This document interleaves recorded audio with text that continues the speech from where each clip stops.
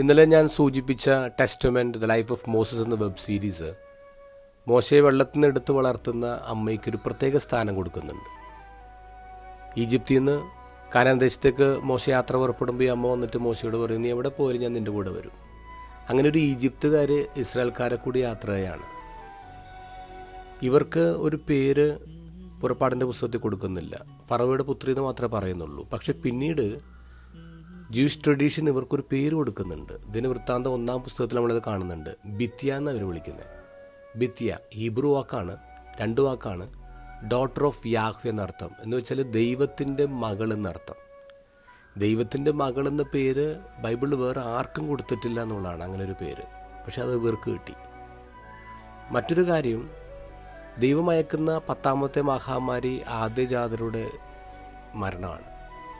ഇവർ ഫറവോയുടെ ആദ്യത്തെ പുത്രിയാണ്. പക്ഷെ ഇവർ കൊല്ലപ്പെടുന്നില്ല. കാരണം എന്താ? ദൈവത്തിൻ്റെ ജനതയെ രക്ഷിക്കാൻ വരുന്ന മോശയെ രക്ഷപ്പെടുത്തിയവളാണ്. അതുകൊണ്ട് ദൈവം കൊടുക്കുന്ന പ്രത്യേക കൺസിഡറേഷനാണ്, ഫേവറാണത്. ദൈവസന്നിധിയിൽ കൃപ കണ്ടെത്തിയവളാണ് ബിത്യ, മോശയുടെ വളർത്തമ്മ.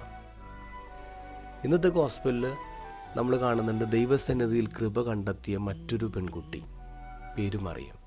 ദൈവത്തിൻ്റെ രക്ഷാകര ചരിത്രത്തിൽ ഈ ലോകം മുഴുവൻ രക്ഷിക്കാൻ വരുന്നവന് ജന്മം കൊടുക്കാൻ പോകുന്ന അമ്മ, ജന്മം കൊടുത്ത അമ്മ, ദൈവത്തിൻ്റെ അമ്മ. ദൈവകൃപയിൽ ഇടം കണ്ടെത്തിയവളാണ് മറിയം.